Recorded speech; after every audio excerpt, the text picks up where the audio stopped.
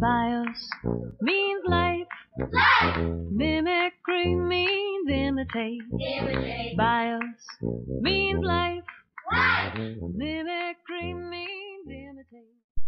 Not only our planet gives us everything we need to live, but also much more, as we will see. As Janine Benyus said, we live on a brilliant planet surrounded by genius. She is a champion of biomimicry. Biomimicry is the imitation of nature to solve problems. But what can a leaf, a shark, a termite or a kingfisher teach us? Let's start from the beginning. Let's go back to our planet. See the light blue thin layer? That's called atmosphere. It's like a bubble of air, and our planet is surrounded by it. And that thin and fragile bubble keeps us warm, and it contains the oxygen we need to breathe. Dr. Ad Neyman compared the quantity of air we have with the size of the Earth, said it looks as big as the white marble on the top right side. Not much, eh? Such a little amount of air, yet so important. And that's not the only thing our clever planet gives us. Can you guess what the other one is? You guessed right, it's water. We need it.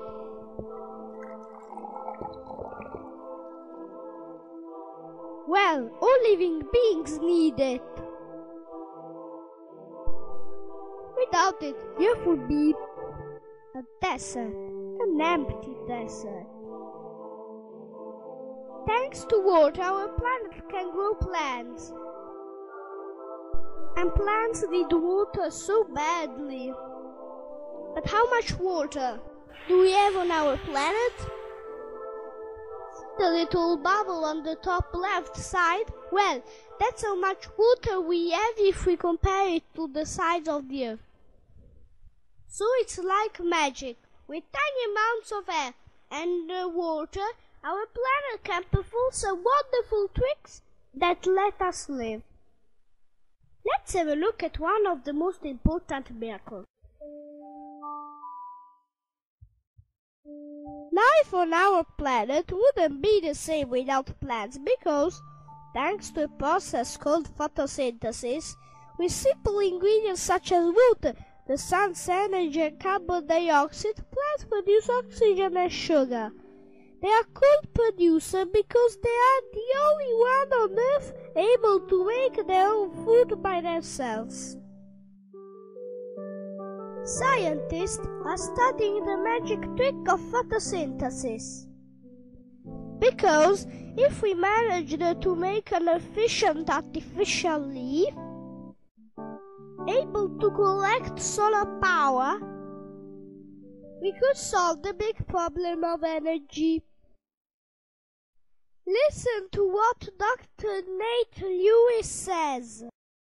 More energy from the sun hits the Earth in 1 hour than all the energy consumed on our planet in an entire year.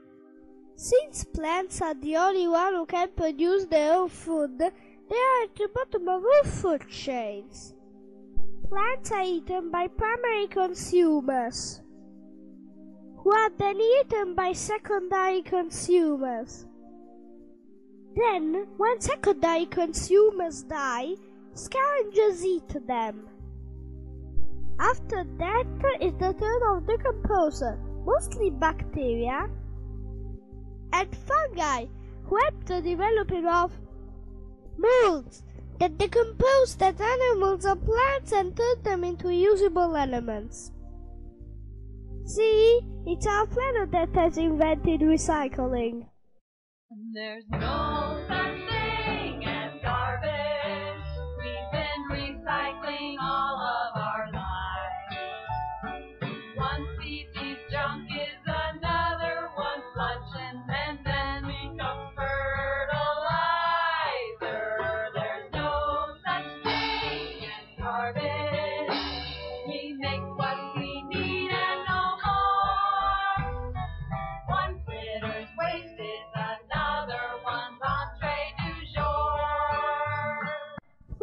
plants can help us find out the solutions to many problems, such as getting fresh water from the sea like mangroves do, or pumping up water without energy.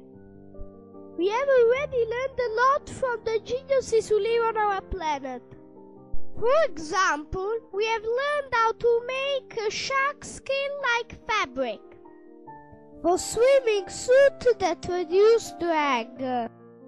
We have learned how to air condition buildings copying the system termites use to keep their mounds at a nice temperature.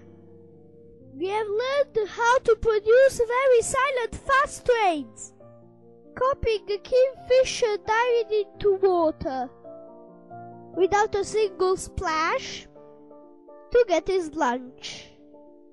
A little desert bug is teaching us how to get water from fog. It uses its bumps like magnets to collect fog and make water drops fall into its mouth. So, not only our planet gives us food, water, and nice climate, but also a lot of useful tips to improve our living in a green way. Have a problem? Then ask the planet! Ask the planet. Get a lecture from a lemur. Ask the planet. Get the subliminal message from your femur.